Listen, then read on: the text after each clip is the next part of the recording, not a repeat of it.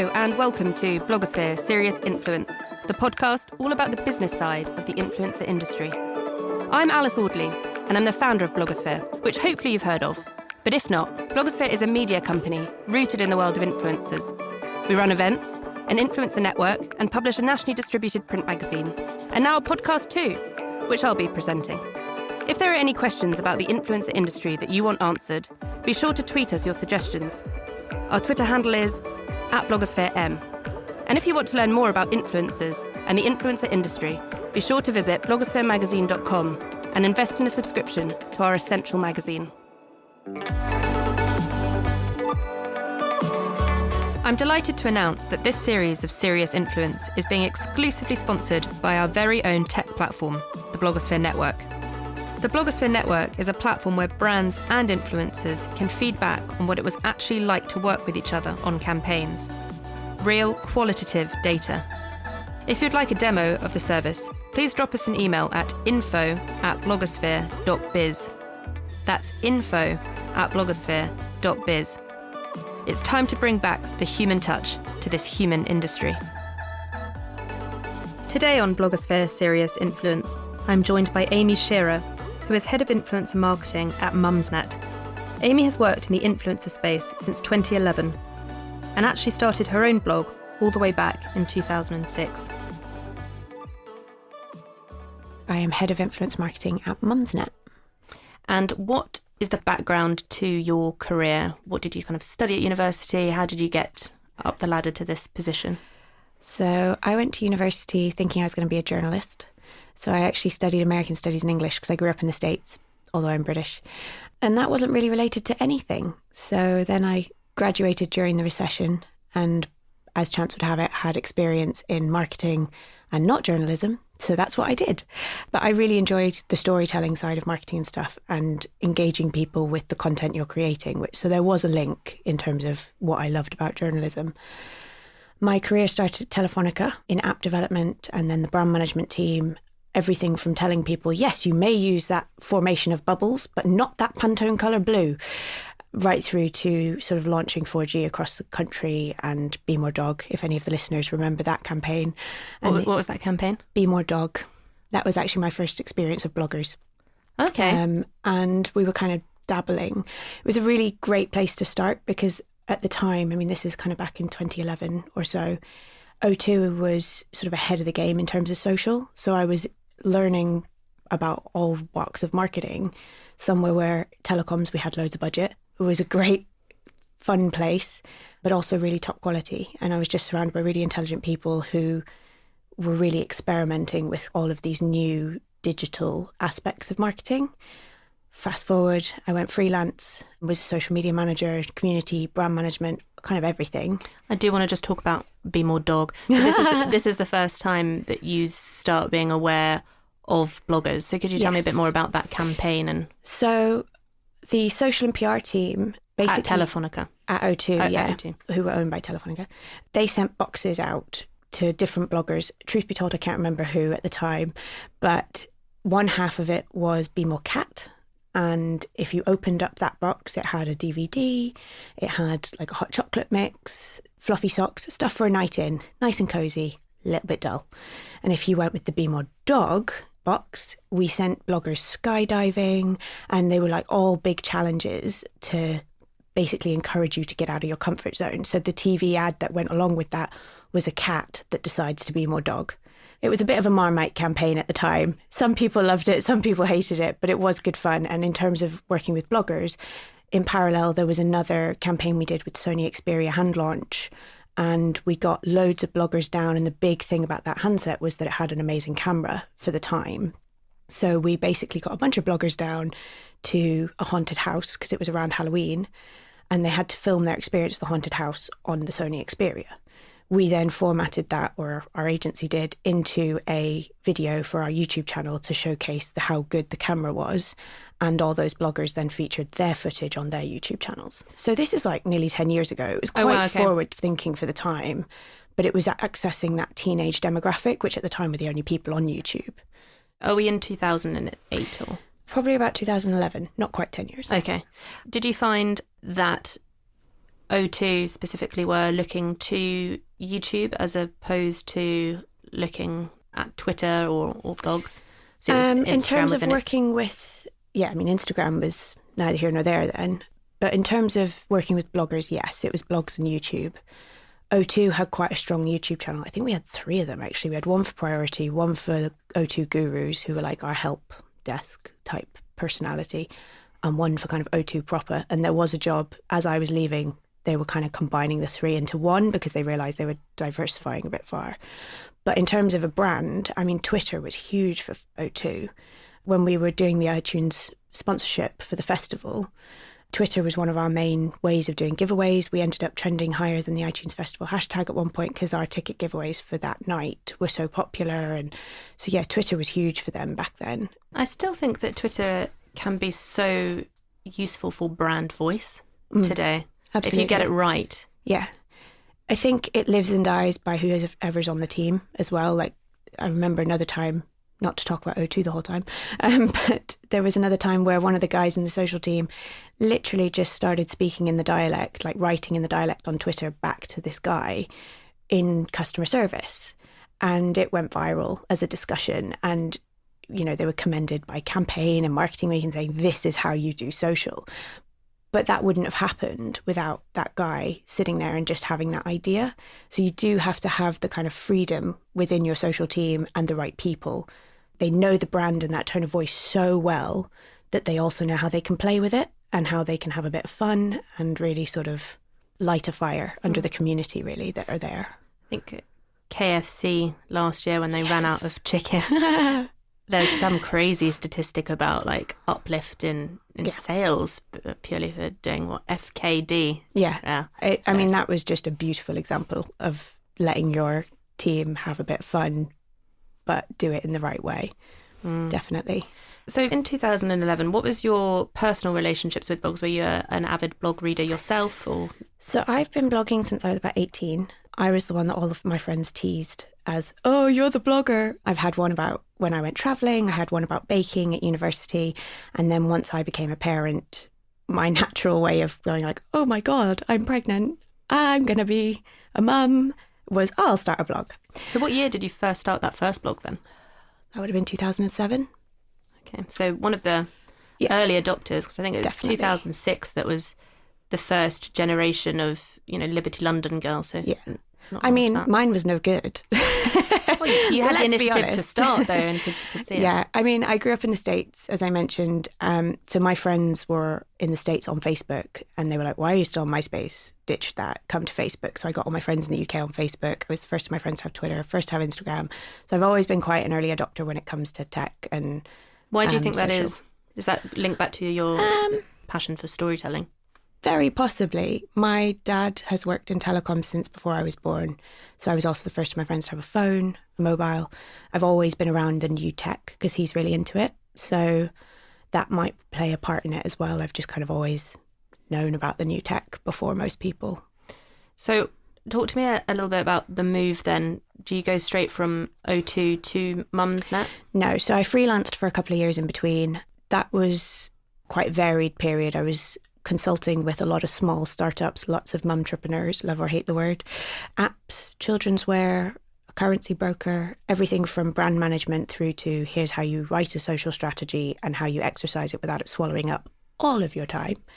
I worked with Danone for a bit in that time and then eventually came back to working full-time in a really small boutique agency, and they specialised in family and education marketing, predominantly offline, and I was brought in. 50% of my role was actually managing their online presence and kind of managing their inbound marketing strategy. So looking at SEO, social, and how you can effectively bring the audience to you rather than constantly having to go to them. Had you started your parenting blog at this time? What year are we in now? That would be beginning of 2016. Yeah, so I started my parenting blog in 2013. And that's still going? No. I finished that 2 years ago. I'm still on Instagram and still on Twitter, but I reached a point where it was actually when I joined Mumsnet, and I kind of thought, I'm at a point with the blog where I either go hell for leather on the blog and I really try and make that work, or I go hell for leather on my more normal career path. And for me, that was the right decision. having a child and everything, although you can potentially work flexibly with a blog, the steady paycheck was welcome. But also I think in my heart of hearts, I'm better at telling other people how to do their strategy really well. And actually, I don't want to have my personal life be broadcast. That's just a personal choice. And so I wasn't as good and my heart wasn't as in it as it could have been, really. So apart from the steady paycheck, what else was it that drew you to Mumsnet? And it was founded, I believe, in 2000. Yes. So had you been aware of it before becoming a mother? So not so much before becoming a mum, if I'm honest. Obviously, we all know the penis speaker thread. That was before I was a mum. And that did the rounds with me and my friends. That was, I think, my first introduction to Mumsnet. That seems to be a lot of people's first introduction. It's kind of a baptism of fire. Yeah, 2013, penis speaker. I was working at the Telegraph newspaper at that time, so I remember that doing the rounds. Yes. The media like us for our interesting thread choices. Well, we'll come on to that. I'm sure we will. So it was more actually through the blogging community that I got to know Mumsnet. So they have a blogger network, which I am now in charge of. And so I joined as a parent blogger.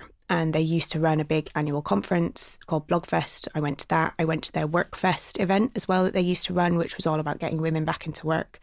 And that was just as I was coming back into kind of agency life full time, and it was sort of ideas of how do you juggle parent life and family life with your work and aspirations of your career, and really interesting talks about female empowerment and things like that. So that was kind of my introduction to the brand, and I kind of agreed with all of that. It was things that were important to me, and to be a part of that conversation and sort of helping that conversation grow was really important to me. So it was a natural fit from that perspective. So in terms of the bloggers that were introducing you to Mumsnet, it was under that umbrella of flexible working, and because in terms of Mumsnet's reputation, I feel that that element of it is often kind of lost in mainstream coverage. Why do you think that is? And I was reading an article, I believe it was in the New Statesman, from a very pro-Mumsnet blogger who is saying that it's just easier to reduce the Mumsnet community to misogynistic caricatures.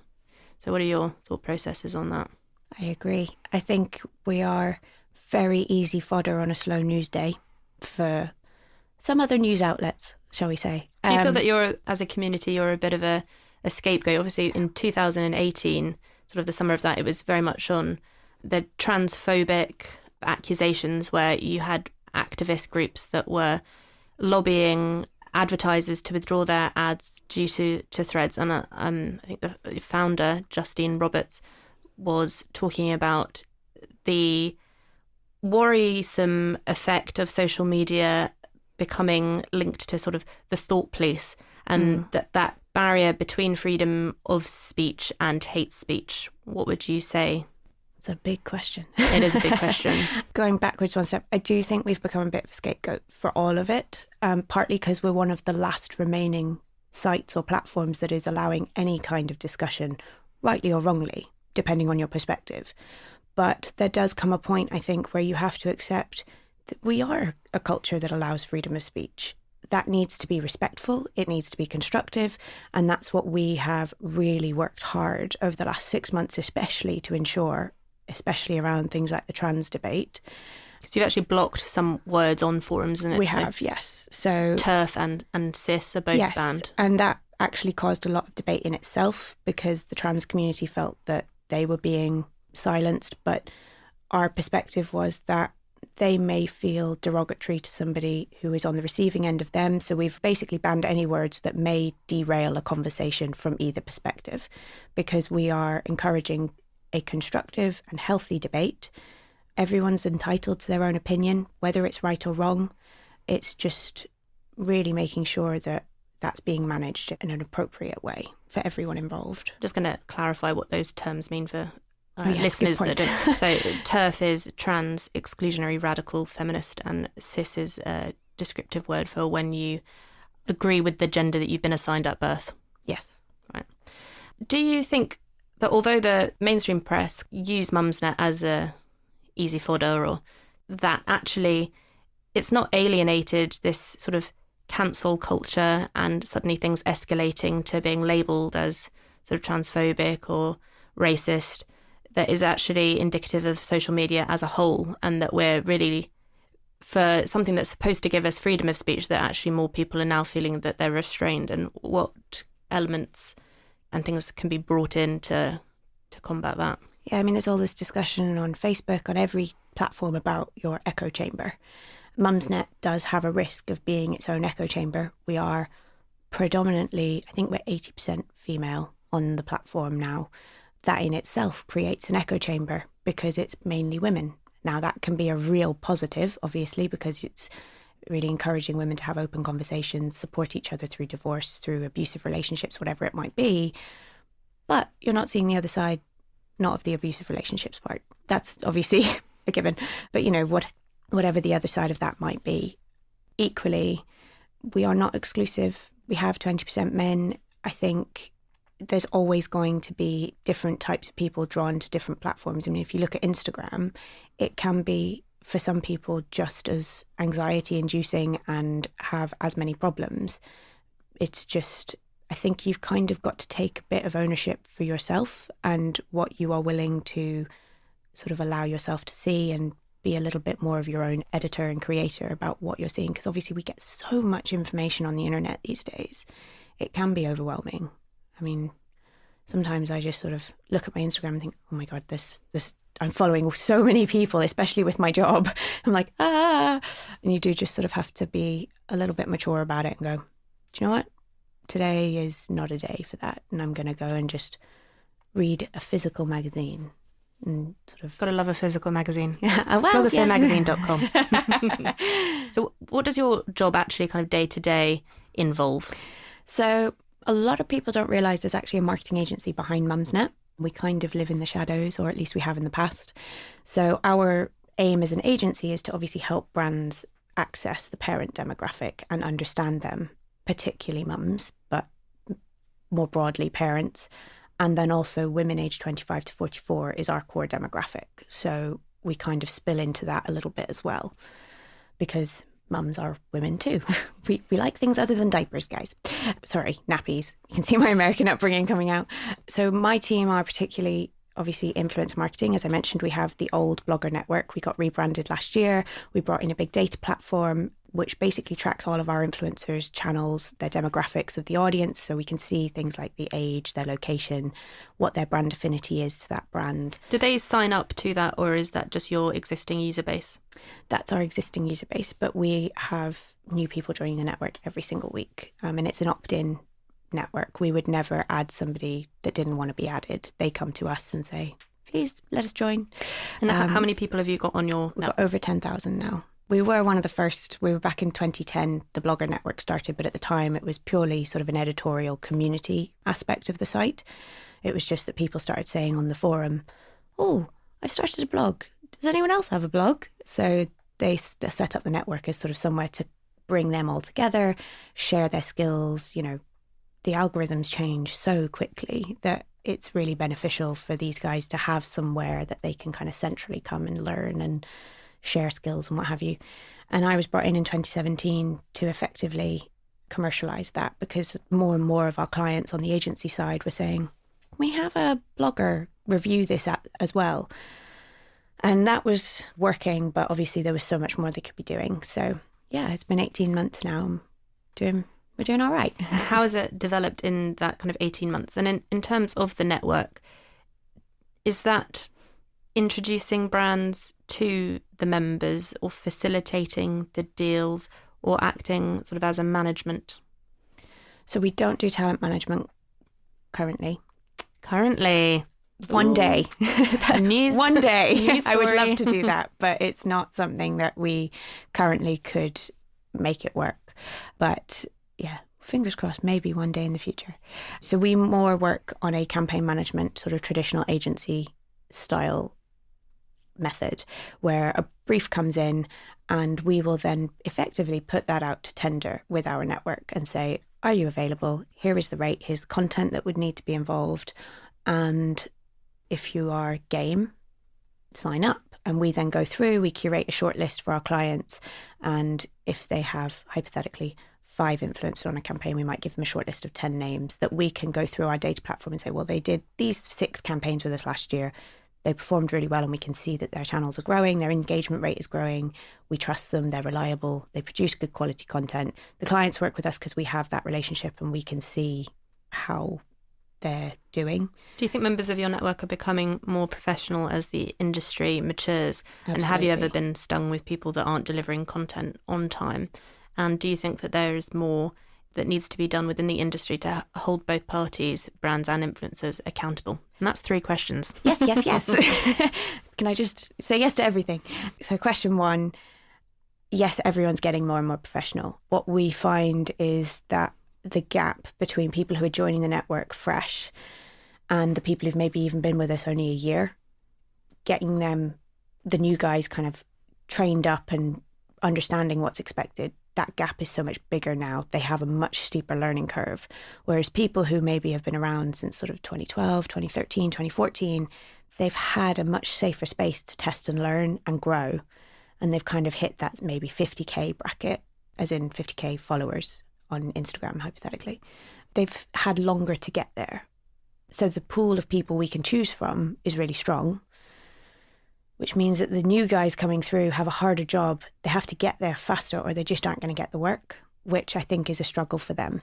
The flip side of that is that a lot of the people who maybe are starting blogs now obviously are doing it for commercial reasons. And that's the other major difference that we're seeing.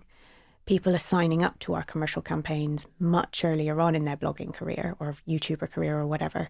Whereas 3 or 4 years ago, people did it because it was a hobby, especially in the parenting space. You know, so many women either start them when they're on maternity leave, which is what I did. I was bored at home and wanted a creative outlet and a way to just keep on top of what was happening on the social platforms, because I was really conscious in my line of work of saying, oh my God, they're going to be completely different in 12 months' time. How on earth will I catch up?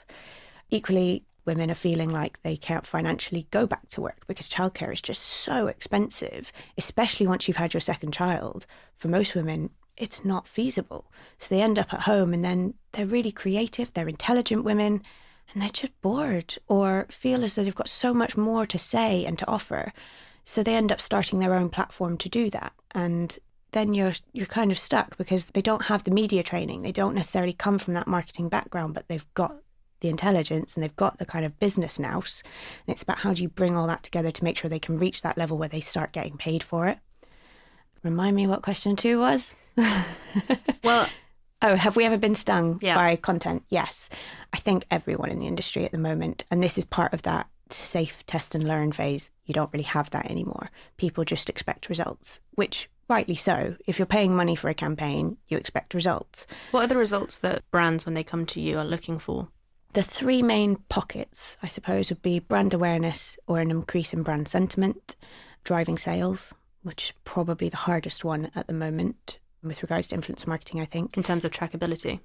Trackability, but also the nature of people don't stick around on social. So if it's an Instagram campaign, for example, people swipe as opposed to really genuinely staying on that single post for long enough that they could then click through. Or whereas on Pinterest, for example, it's like most people use it to shop. I think you've got to be quite targeted and quite sensible and smart about how you use different social channels for different things. Do you think that brands have fallen head over heels for Instagram and that actually that's a bit of a mistake and that we are going to reach peak Instagram? Because they say, like, with Pinterest, people are using it to shop through. With YouTube, it's more of a search platform as well. So something's that will be on there is kind of evergreen. And with Instagram, although there are lots of followers and, 1 billion monthly active users, that actually it's just a new form of display ads. I think that's a really good way of describing it, actually. Yeah. I think for brand awareness, Instagram can be really, really powerful. With swipe up on stories, we've seen some really great engagement in a campaign last summer for Disney Healthy Living. And we gave each influencer a trackable link so we could really see how many clicks they were driving. And that swipe up, click through to sign up, we saw great results. But It hasn't been messed with yet by Facebook. Yes, I'm sure it will come. But in terms of actually the grid posting, we would never try and use a post on the grid to actually drive click through or sign up or anything like that. It's purely brand awareness in how we work, because there's no way of tracking it. And you'll just disappoint the client if you... Exactly. And ROI and establishing that ROI is kind of crucial at the moment, partly as the industry develops, but also in just trying to make sure it's sustainable and that we've all got jobs in a couple of years. We need to do that. So you wouldn't, well, we personally don't take that gamble. We only would have metrics that we can definitely track back and show how we've really driven whatever the KPI was for that campaign. When a brand comes to you and wants to advertise, do some of those briefs come through and they say, we want an Instagram post, and then it's part of your job to say, look, we can do the Instagram post, but it should be part of a bigger campaign because that's going to be more strategic and therefore successful? Absolutely. I think agencies are leading the way in this space at the moment, and it's kind of our job to ensure that we are providing those recommendations, because we're the ones who are actually sitting here going, well, this is changing and that's changing. And a lot of brands don't yet have an influencer manager or team in their in-house. It's being managed a bit by social, a bit by PR, maybe digital and e-coms and performance marketing. So it's very piecemeal. And we're kind of the central, especially in a team like mine where we are specialising in influencer marketing, we're just on top of what's happening on that in that industry and the changes and expectations. So you've got to push back. If you don't think it's going to perform, or you don't think actually this is going to do the job you want, or it will, but this would do it better, you've got to push back, because as a group, I really believe we've got to work with great integrity across the industry to make sure it lasts. Do you think that there are actually a lot of agencies who aren't working with integrity and who are trying to make that quick, easy buck, and actually it is detrimental to the industry as a whole? If we're looking at kind of the influencer marketing space, I think the statistics are that trust is at an all-time low. So is that part of the solution? Yeah, I think integrity is one of the biggest challenges we're facing in the influencer industry at the moment from all sides. Influencers obviously have seen a massive dip this summer with fake followers and all of that. But if you're an influencer who's growing your channels with integrity, you know that you won't be buying your followers. And if you're producing good content that's authentic, that's true, blah, blah, blah, all the good buzzwords, you will last. Your followers will stick with you and you will outperform eventually the people who aren't acting with integrity. And I think it's the same for agencies and brands, in that if you keep pushing forward with the best quality, the best version of influence marketing that you can, without just trying to do everything really quick and kind of just to get it done, that's how it's going to grow in the best way it can, really. Can you give me an example of one of the campaigns that you've worked on and how that kind of works from start to finish? Are you very much kind of reactive to briefs that come in, or do you go out and try and find the deals too? It's a bit of a changeable one, and because we're part of the much larger Mumsnet platform, we work on a wide variety of things. So, for example, we worked with McDonald's over the whole of 2018, practically. It started back in January with our insight team, and they worked with hundreds of Mumsnet users. McDonald's realised that their Happy Meal had kind of plateaued. It hadn't changed for a while. Parents weren't really coming to McDonald's for Happy Meals anymore with their kids. So they worked with users to effectively say, well, what do you want with a Happy Meal? What are we doing wrong? And off the back of that came this, anyone who's been into a McDonald's, obviously you'll have seen they've got those new screen menus now. So that makes pick and mix style menuing. Every one of which has particles of poo on it. Isn't that the latest? That's the latest news story. Great. This is why I carry hand sanitizer in my bag. So you can basically pick and mix on a Happy Meal now. So you can get them a cheeseburger, have the treat, but have it with a bottle of water and maybe some apple slices, so that actually it's a treat, but you don't feel completely guilty and like a terrible parent. Alternatively, you can still get it with fries and a Coke if that's what you want. And then they introduced a wrap, which they'd never had in the Happy Meal before. I think it's a grilled chicken wrap. And the other thing that came out was there's no vegetarian option in the Happy Meal, and that's still in development. So this pick and mix and the grilled wrap came out. And in the summer, the big marketing push was all through the influencer network. So we kind of tag teamed with our insight and the users on platform. And then we were the only digital marketing partner for this Happy Meal launch. And we basically split the campaign. So we had 4 relatively big micro influencers on the campaign, people like Rummy Mummy, Honest Mum, Toby and Rue, and Emily Leary of A Mummy Too. And then we had a pool of smaller mini micros, as we call them, which are under 100,000 followers. But many of them have a higher engagement rate, above 7% or so, some of them pushing as high as 15 or 20%. So you kind of get that really deep engagement with their audience that maybe you're not going to get with the bigger name, but with the bigger name, you get that mass awareness. So we kind of tag team. And then in both of those groups, it was split again. So 50% had really high brand affinity with McDonald's and 50% had relatively low. And the idea was that with the high brand affinity, it was, you're probably already shopping at McDonald's. Here's even more reason to love them and to believe in them and to bring your children and to feel even no guilt now, or minimized guilt.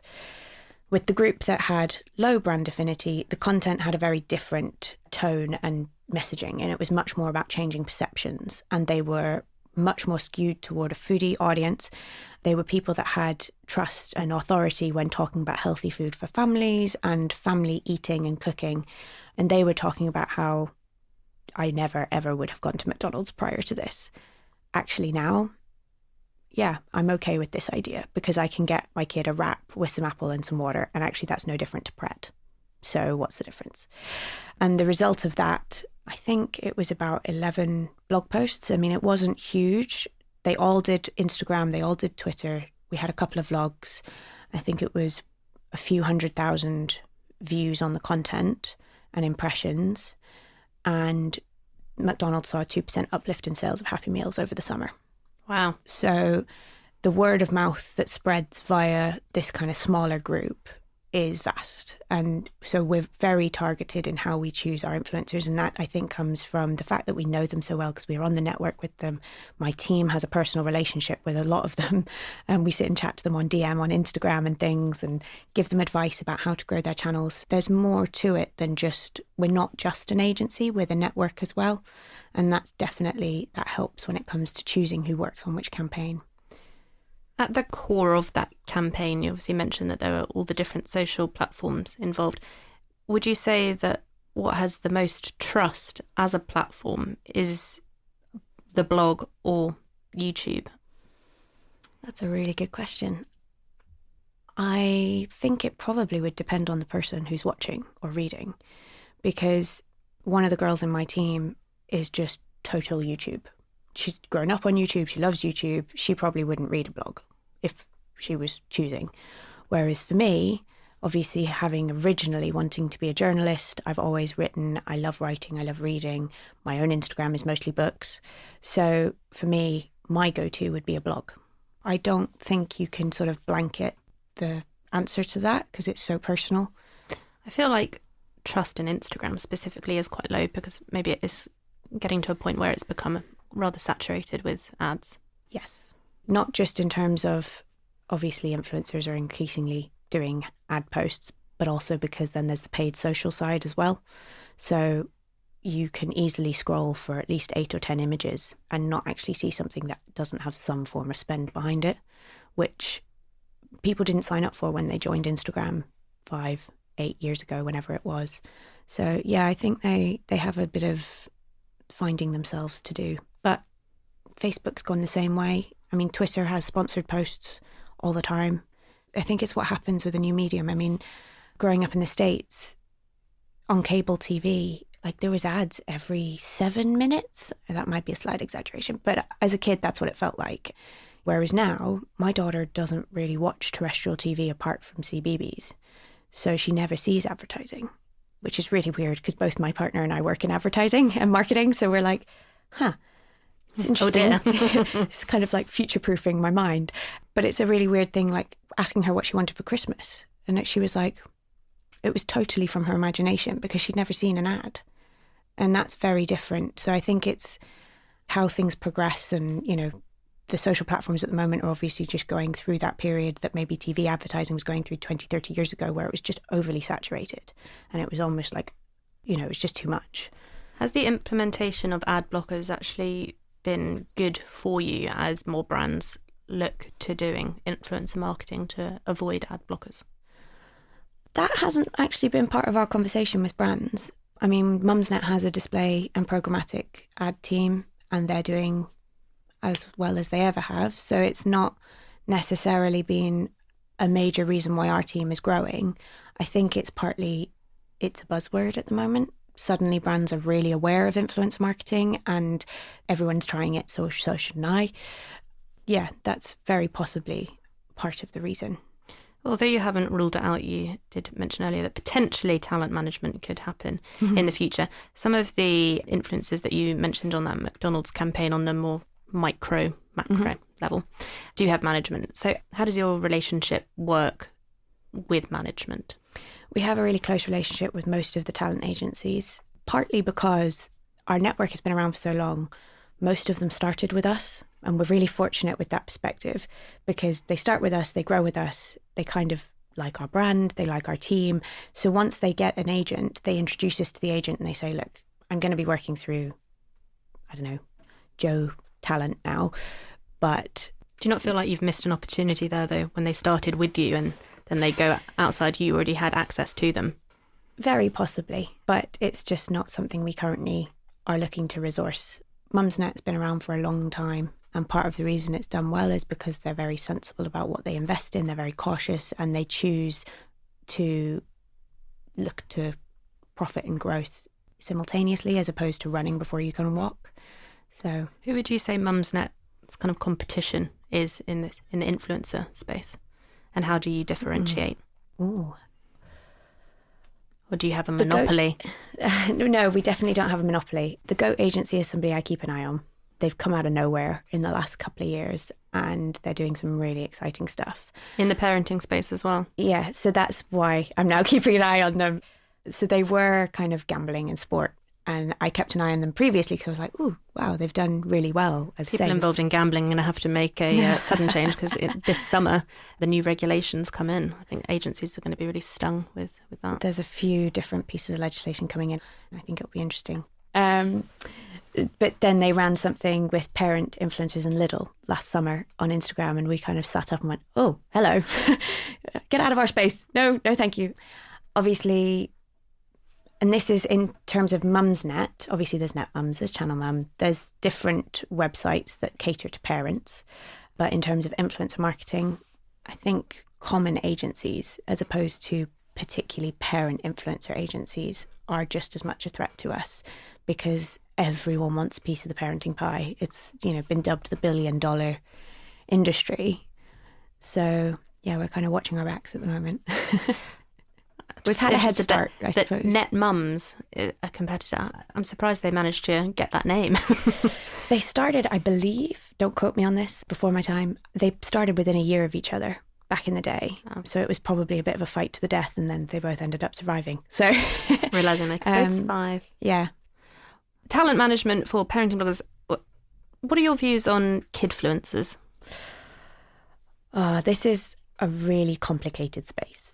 I was actually chatting to an agent specifically for kidfluencers in the summer, and she had come from a more traditional kid talent background, and she had a really interesting perspective that was kid talent is not new. The difference is that if you have a child performing on the West End, there are such strict rules about the amount of time, the amount of school they can and cannot miss. And the law is that ultimately it's the head teacher of their schools. They get final say over whether or not they can do the job, because if they're not keeping up at school, that is the priority, which I thought was really interesting. Where it gets really complicated is, what if the child isn't talent? It's the parent that's talent. But obviously with the way parent influencers work, for the vast majority of them, the kids form a massive part of that channel and that brand and that content. So we had a really lovely experience recently. We had what we would dub a social star in recently to film with us at Mumsnet, and her daughter, who's 7, came in and she was part of the filming. And before they'd arrived, Maggie had said, would you mind if you just put, I think it was about 50 quid in an envelope from my fee with her name on it, And would you mind giving her the envelope at the end of filming? Because I really want to start to teach her about getting paid for a job and kind of the value of money and all of that. And we just thought that was so lovely. And she was so excited, this 7-year-old, when we passed over this envelope. She was just like, oh my God, I've been paid. Like, oh, this is so cool. And, you know, and then when she saw the video, obviously she would have seen the finished article of what she'd produced. And it's kind of that conscious understanding of, right, this is a job. This is something that I'm being paid to do. And I guess the conversation that may or may not come with that later is, what's your decision? Do you want to do it? We've had another lady who, if the kids are involved in filming, they have a set fee as well, which she's putting aside to go towards their university fees. So they're not getting that money in an envelope directly, but slowly, the parent influencers, especially the bigger ones, are clocking on that actually the kids, you know, I probably wouldn't have these channels without them, or I might, but it'd be on something very different. So they're kind of using that as an opportunity to have that conversation with the kids as well. I suppose with the example of that it's nothing new and used to have child stars on the West End, those children were playing characters as opposed to kidfluencers are actually just showing their daily lives. Has there been any feedback on the kind of effect on children it has at school? Not that I've heard, but I'd be really interested if anyone is listening and has that information, please do get in touch, because it's something that my team talks about more from just an interest perspective. And it's something our influencers on the network are constantly toying with, you know, do I show my child? Do I share their name? And how much is it that you're willing to share of their upbringing and their growing up versus then when they turn 16, 18, 21, what if they want to detach from that? And how far is too far? And there are no hard and fast rules at the moment. And at Mumsnet, our recommendation would always be, you as the parent have to make that decision. They are your children. It's your family. You have to do what feels right to you and what feels comfortable. And, you know, I mentioned earlier that one of the biggest problems I think with our industry that is struggling with at the moment is integrity.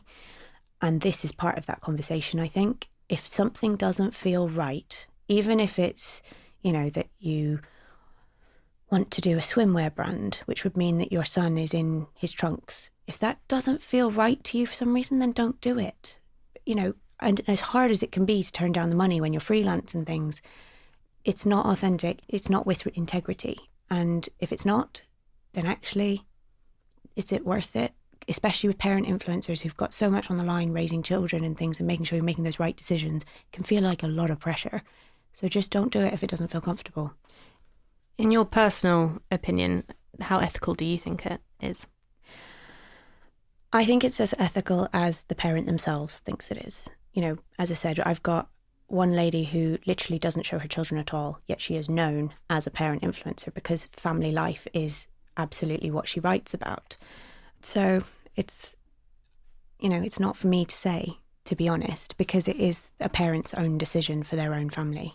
I think if we're kind of looking at statistics as well, I think it was at the end of last year that the top earning YouTube channels came out, and number one is Ryan's Toy Review, who's 7 and earned $22 million. So I think actually in terms of kind of brands and advertisers, when a lot of them are going after the late teen audience, those are people that actually probably don't have a lot of disposable income. But when you go to an older demographic, or indeed a very young demographic, by default they have parents who are going to have probably more of a disposable income, and it's actually a great way to target there. Yep. I'm doing a sales pitch for you. Yeah. Do you want to come into the office every now and again? I don't even have kids, but that's how I see it. What do you think is the most exciting thing about the influencer industry and its potential? It is a hotbed of creativity.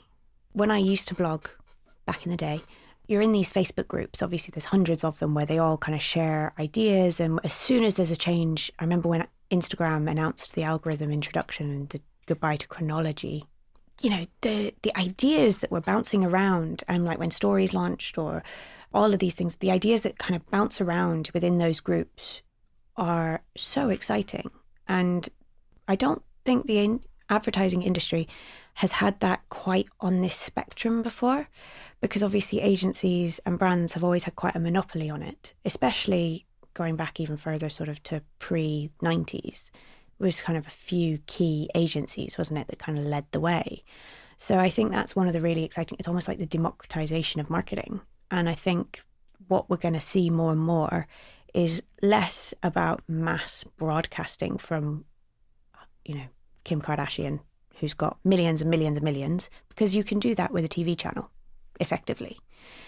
Actually, you're going to start really coming down into these mini, micro audiences and really having that engaged, small conversation. And fine, it might only be with 50,000 people.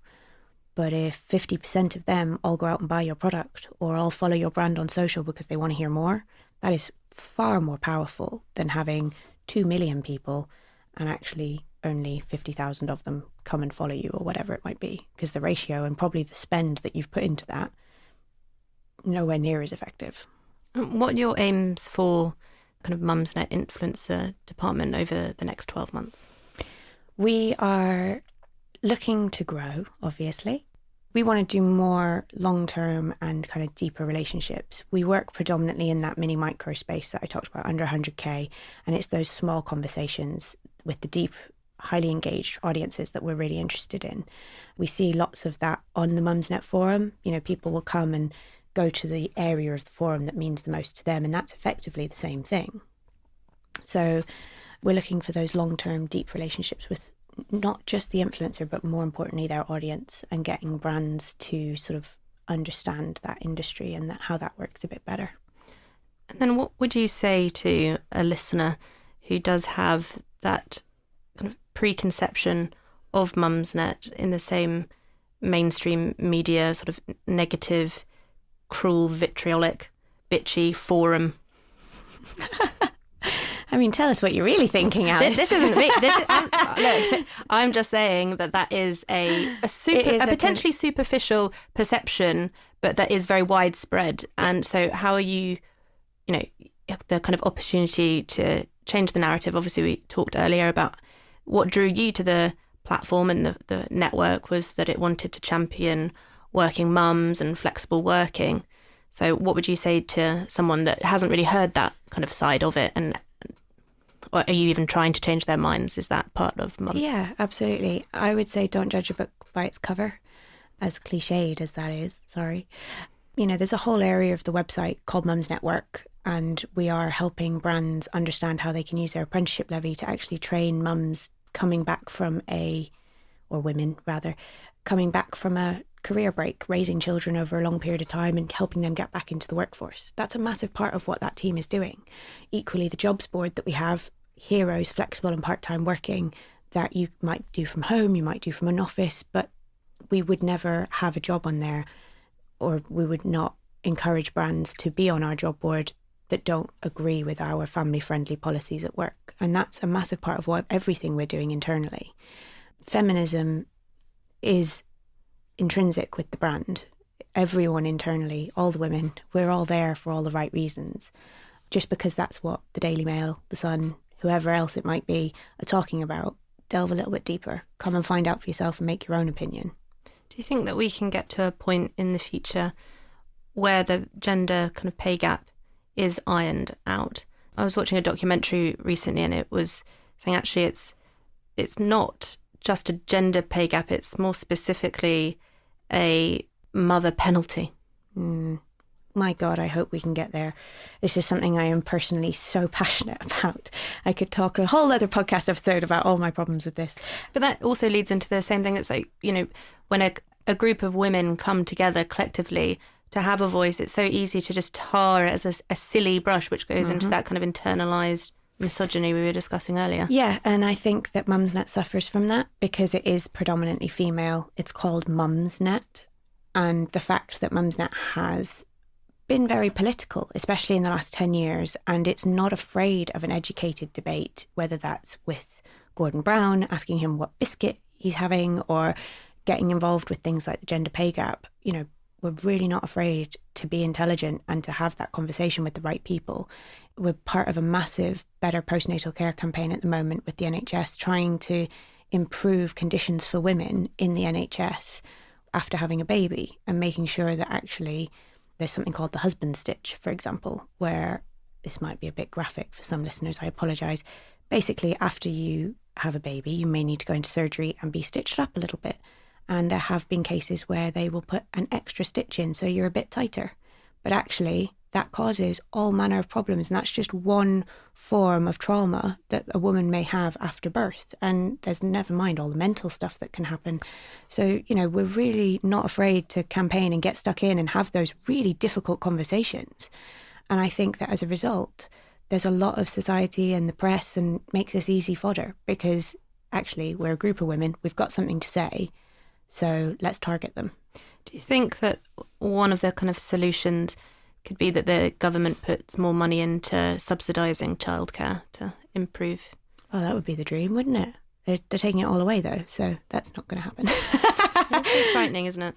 Yes, it is. And also you get, the likes of the editor of Cosmopolitan doing an interview and saying, I decided not to have children so I could get to this position in my career. Yeah, I think that is hugely powerful. It's really sad, but for her to have the bravery to say that, I actually really applauded her because I think unless more and more women are willing to either say that that's what they've had, or on the flip side, women who have suffered as a result of having children, we won't get anywhere. But you've also got the flip side that men have got to step up and be willing to take more flexible working and be willing to kind of have that equality in the house. Like my partner, for example, he's requested flexible working at work because we could never have made it work otherwise because I work in London and he happens to work outside of London where we live. So once a week, he leaves work at 3:30 so he can pick our daughter up at a good time. And that's one day of the week that I don't have to worry. My mum also chips in. And it's about, that whole, it takes a village. Yet your husband or your partner or whoever your support network are, they are part of your village and everyone has to pull their weight. It cannot keep resting on just that one mum and maybe her mum in the family to chip in. I think although we kind of went a bit off, we did, off sorry, the tangent, I did say. I think that's probably a good place to wrap. Is there anything that you wanted to talk about that we didn't cover? No, I think that was a very varied and I think it's very really meaty good conversation. A big thanks to Amie for coming on the show. You've been listening to Blogosphere Serious Influence with me, Alice Audley. Be sure to check out blogospheremagazine.com for influencer industry updates. And why not treat yourself to a magazine subscription whilst you're there?